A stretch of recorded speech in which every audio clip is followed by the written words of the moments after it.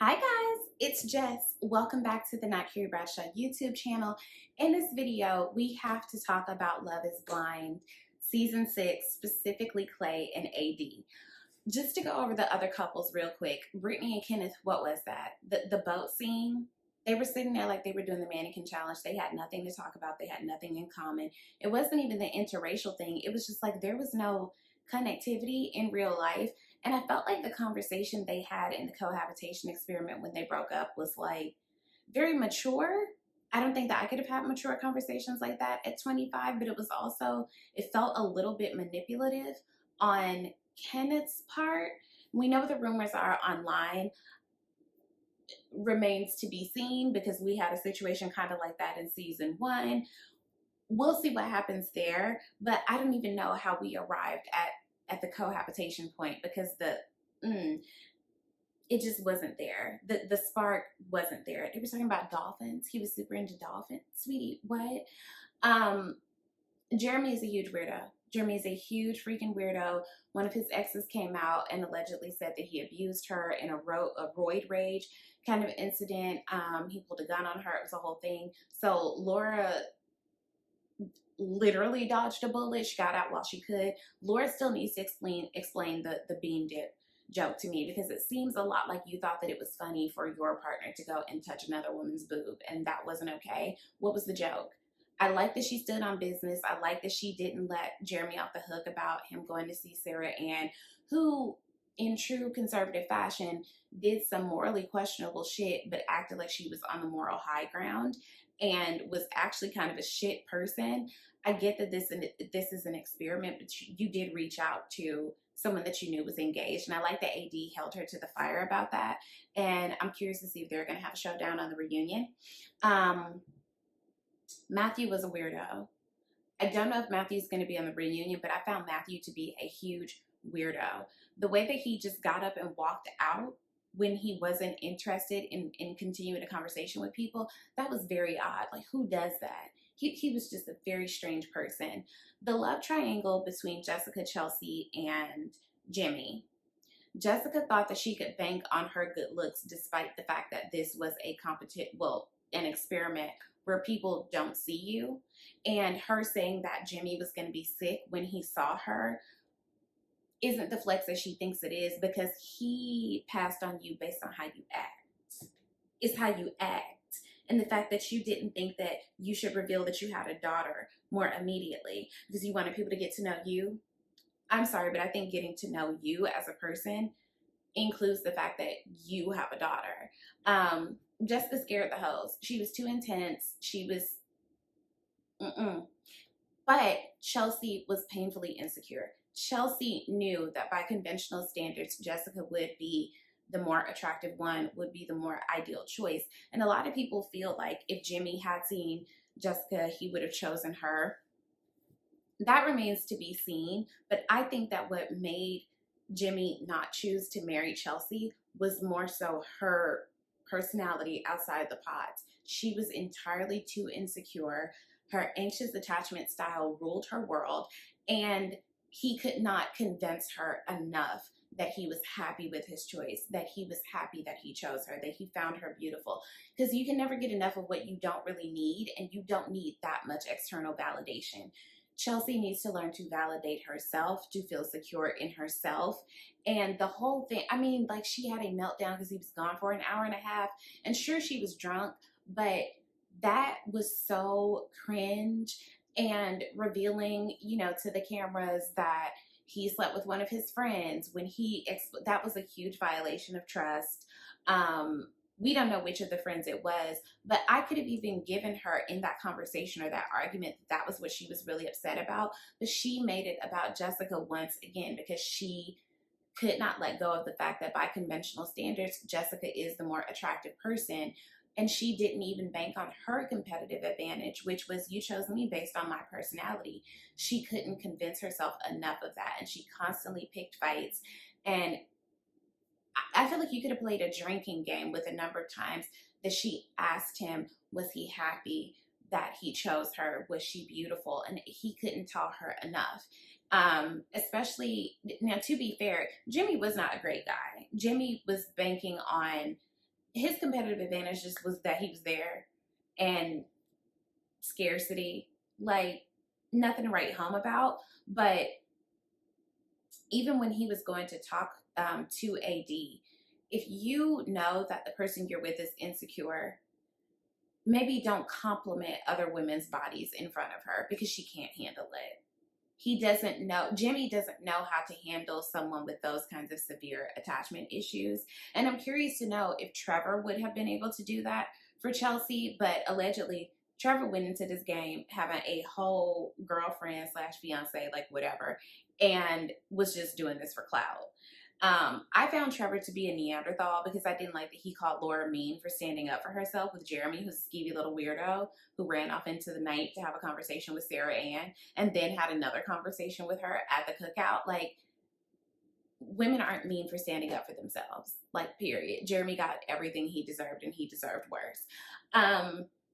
But yeah, I think that Chelsea is not going to be good for anyone until she works on her insecurities. And as someone who has an anxious attachment style, that was a huge wake up call for me of like, you know what? No matter what happens, don't be that bitch. Don't be Chelsea. Like, just don't be her.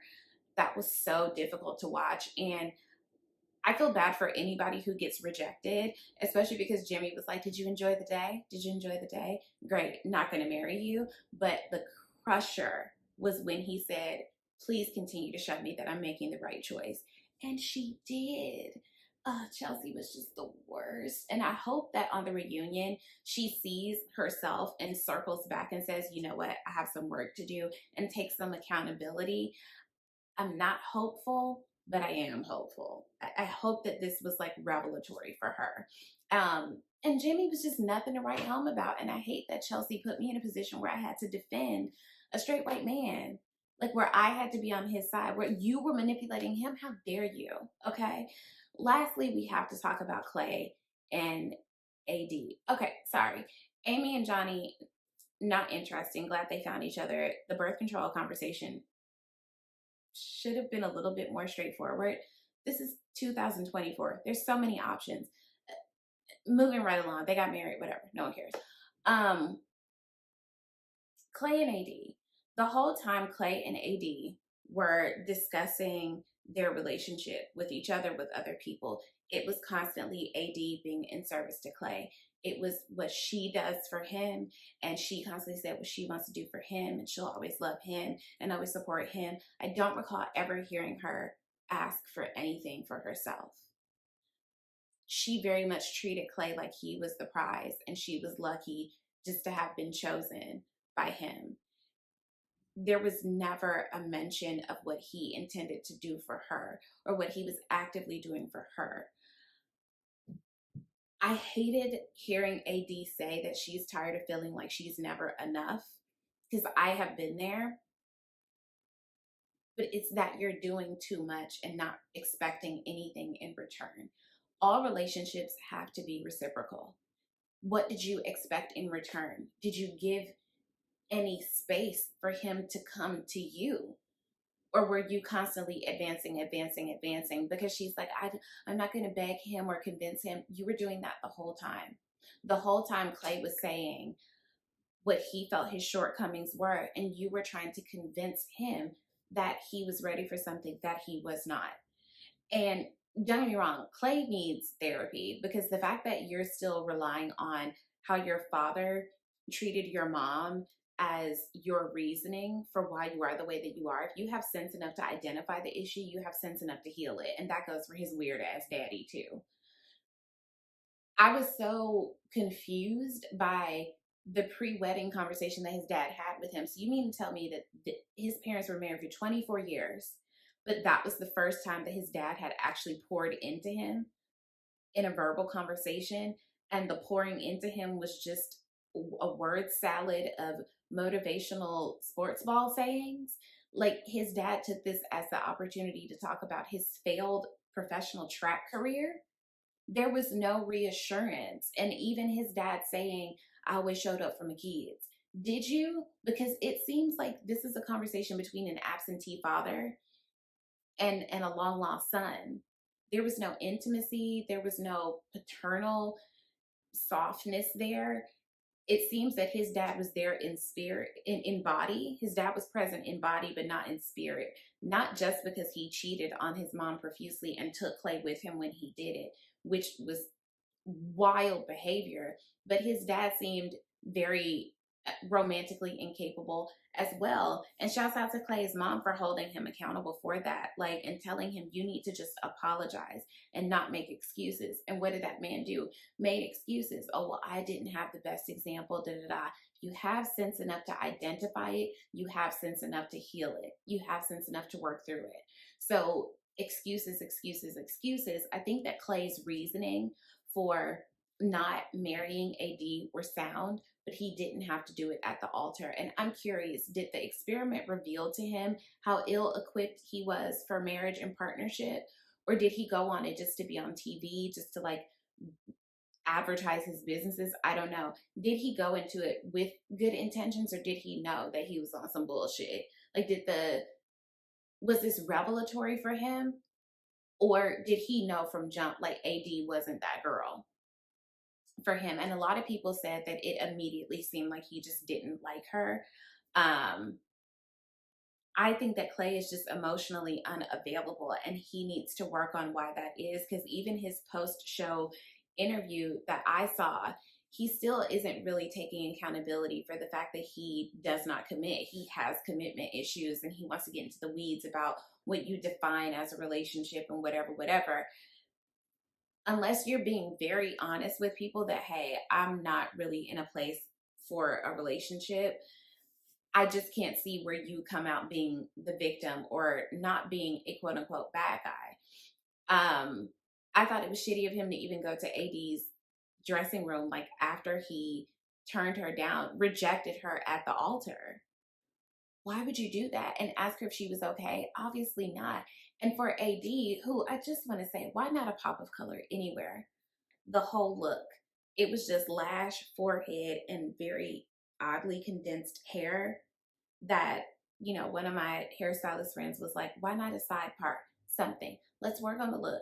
AD has a banging body, and I really hate that a lot of people online were saying that, oh, she thought that she could benefit from her body, and she relies on men's admiration of her body to get her by. I don't think that's the case. I think that sometimes we project onto women who look a certain kind of way. I think that AD thought that she could love Clay into loving her, which a lot of women do, and they never really have a standard for themselves. They think, if I love and I love and I give and I give, that will make the person give back to me. And that's not true. At a certain point, you have to stop and you have to ask for something in return.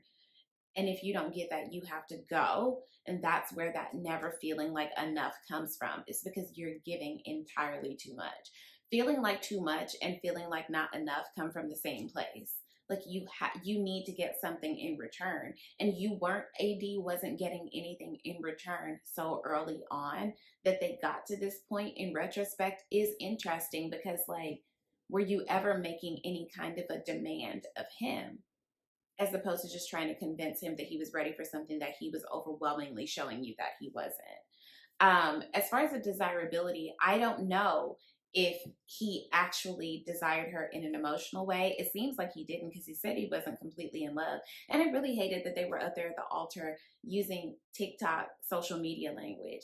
Okay, body, period. Very annoying. What the hell was that? Like, neither of these people is emotionally evolved enough for a relationship, and AD needs to continue to do the work in therapy to understand, why do you keep thinking that you can build men up? It's one thing to get with someone and they have some issues that they're cognizant of and they're working through and they're doing the work and they're showing up for you. That man kept telling you what things were, and you kept hearing what you wanted to hear. And to say there was nothing that he could have said or done that would have made me respond differently, you still would have said, I do? AD, come on. Really? So I'm excited to see the reunion. I'm excited to see if Laura and Sarah Ann will have a showdown, if AD and Sarah Ann will have a showdown. I'm excited to see if they're going to address any of the social media rumors. I want to know if Clay and AD are still dating. Because I think from Clay's perspective, he still want to keep her on the team. He still want to keep her around. Um, and it was just the fact of when she told her mom, I would jump off a cliff because I know he'd catch me. Based on what? When did either of you say, this is what Clay does for me? This is how Clay shows up for me. This is how I show up for her. It was always, he was treated like the priority. When were you the priority? And not that it has to be a power struggle, but both of you should be pouring into each other. And it was just building Clay up. And Clay was like, no, I don't really know about it. So awkward to watch. So I'm excited for the reunion. Slide in the comments. Let me know what you guys are looking forward to. Let me know your predictions. And I will circle back after the reunion this week. So we'll talk later.